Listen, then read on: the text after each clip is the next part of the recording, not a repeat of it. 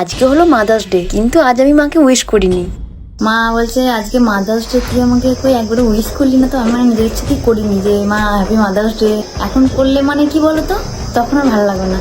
মা বলছে সবাই স্টোরি লাগিয়েছে, তুই তো আমার ছবি স্টোরি লাগাসনি না, আমি তো মাকে হাইড করে দিয়েছি। এমনটা বোঝাতে চাইছে যে আমার কোনো যাই আসে না মাদার্স ডে বলে, আর আমার এই যে সব থেকে বেশি যাই আসে সেটা মা বুঝতে পারবে। প্রতিদিনের মতো আজও মায়ের সঙ্গে সঙ্গে কাজ করছিলাম, আর মনে মনে ভাবছিলাম মাকে কি গিফট দেওয়া যায়। আজ পুরো 5টা দিন হলো এই রোদের মধ্যে কাজ করা। অনেকটা চেষ্টা করি মায়ের হাতে হাতে কাজ করার। অনেকে এটা ভাবতে পারে আজ মাদার্স ডে বলে মনে হয় মায়ের কাজ করে দিচ্ছি, কিন্তু সেটা একদমই না। আমি সবসময় মায়ের হাতে হাতে কাজ করি। সব থেকে বড় কথা, চাষি ঘরের মেয়ে যখন এসব কাজ করতেই হবে। আর আমার মাটাকে দেখো, পুরো মুখটা শুকিয়ে গেছে।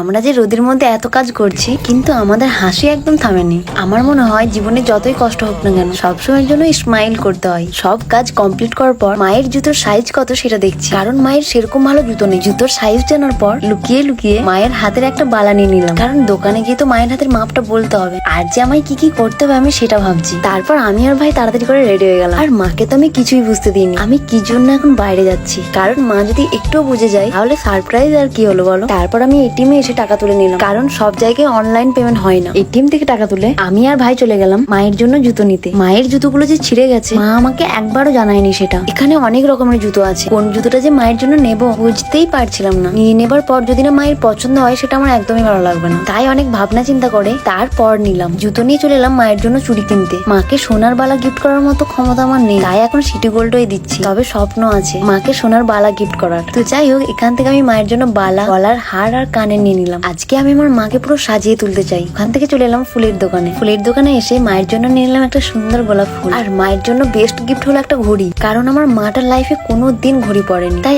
আমার তরফ থেকে মায়ের জন্য সব থেকে বেস্ট গিফট হলো এটা। সব শেষে আমরা চলে এলাম কেকের দোকান। এখান থেকে কেক আর চকলেট নিয়ে নিলাম। এইসব কেনাকাটা করতে করতে আমি অনেক লেট করে ফেলেছি। যাই হোক, মায়ের রিয়াকশনটা তোমাদের নেক্সট ব্লগে দেখাবো।